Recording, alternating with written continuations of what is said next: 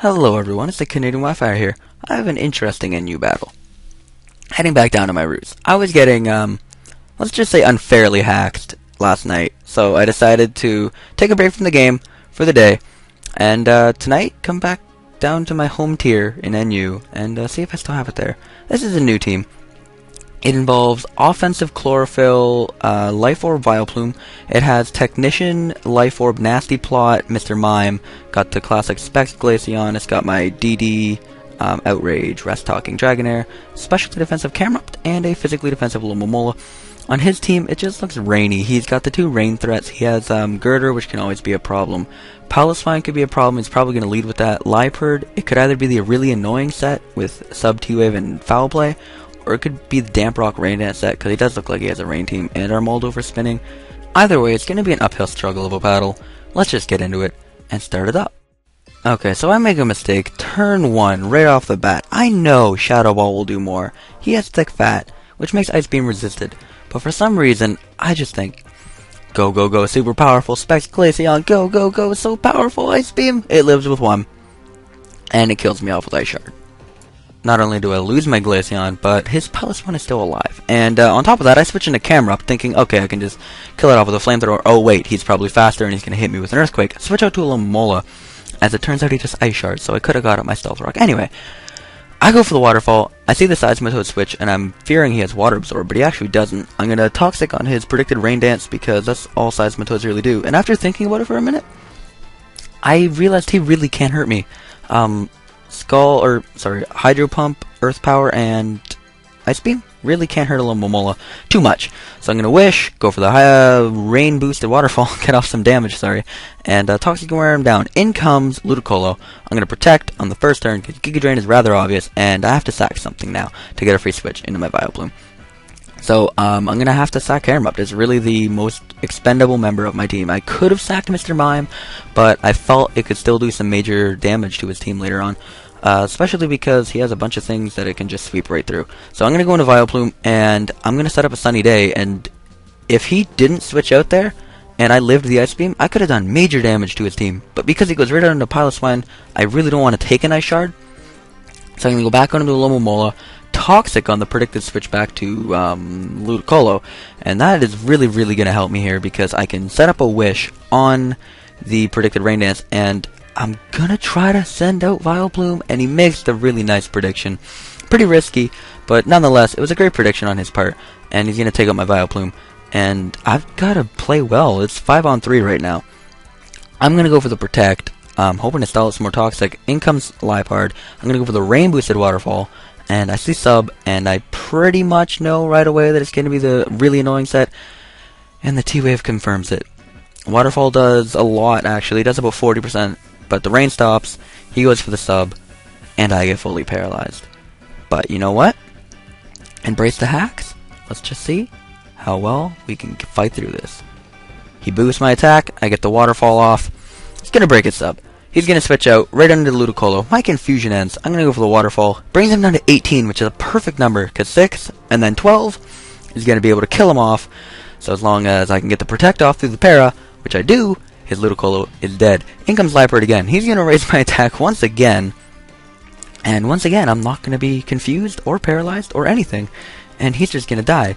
In comes Girder. He's going to knock off for some weird reason. I'm going to break through confusion, get off the Toxic. I know he has Guts, but because of Drain Punch, I really want some residual damage on this thing. It can recover HP like you would not believe. Go for the Waterfall. Again, break through Parafusion. And it does like 48%, which is crazy. Breakthrough Parafusion again, go for the Wish. Snap out, Breakthrough Para, go for the Protect. Oh boy, it felt really, really good. After getting so much bad luck the previous night, this was just beautiful. And as Joey says, embrace it, and you can control it. Speaking of controlling it, he comes in, gets basically a 7-turn Rock Blast, because he gets 2 crits during it. But it really doesn't matter at this point. I can go into Mr. Mime, go for the HP Psychic. HP Psychic, because it's actually, with Technician Boost, the same power as Psychic, normally. And it's really fun to mess with people's minds. They don't know what HP it is, so. I mean, it does the same damage, why not? Because of all of the crap that has gone on, I don't think I can kill him with a stock Outrage, which means I'm going to have to rely on 2 really low rolls on Rock Blast. And you know what? Embrace it, and the hacks will come through. And he only gets 2 2-turn Rock Blast. And that allows me to finish off the rest of his team with some Sleep Talk outrages. I actually misclick here and go for the outrage, but I'm not going to again. So that's going to be the game. And if you guys thought that was a great game, it was a close battle. There was something during this game that made it not just a great battle, but an absolute gem of a battle. Let's go check that out now, shall we? So this guy was pretty upset during this battle, with good reason, but the way he went about it was just beautiful. And the lessons that he will learn will never be forgotten. Toxic Imperialism and I are gonna roleplay this chat for y'all. Enjoy. Why you no hit self? My Alomomola is well trained. It doesn't fall for Liper's bullshit. So you admit to relying on hacks. Hello? Did you even read? I read all I need to. You rely on hacks. Look who's using a Liepard. I rely on training my Pokemon well. And running 10 turns without paralysis. Full paralysis. That's proper training, duh. Ignoring status is now proper training. Neat. Relying on 10 turns of para is relying on hacks. See how you're wrong?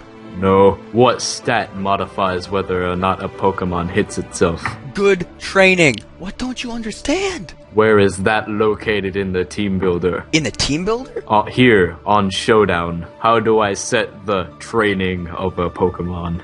Well, it isn't a stat you can see, and it doesn't have a hex value, but spend time with your Pokemon, as well as building up trust and establishing a connection with your Pokemon. It's about doing that in-game stuff that doesn't directly impact battles in any other way, and use them in-game as well, so that they're not just tools for trainer battles. Also, you forgot the #1 rule of competitive battling. In order to be successful, well, you know what? I'm sure Joey will be able to explain it a lot better than I will. Over to Joey. Hacks is part of the game. You can't complain about hacks. It's the game mechanics. You can't expect to play Pokemon and expect there to not be any hacks. You can't complain about it. You can't get mad at people about it. And you can't say sorry. I mean, you can say sorry, but there's no point because you don't control it. What you gotta do is you gotta embrace the hacks. I mean, if you don't want to miss, you use Karate Chop over Focus Blast.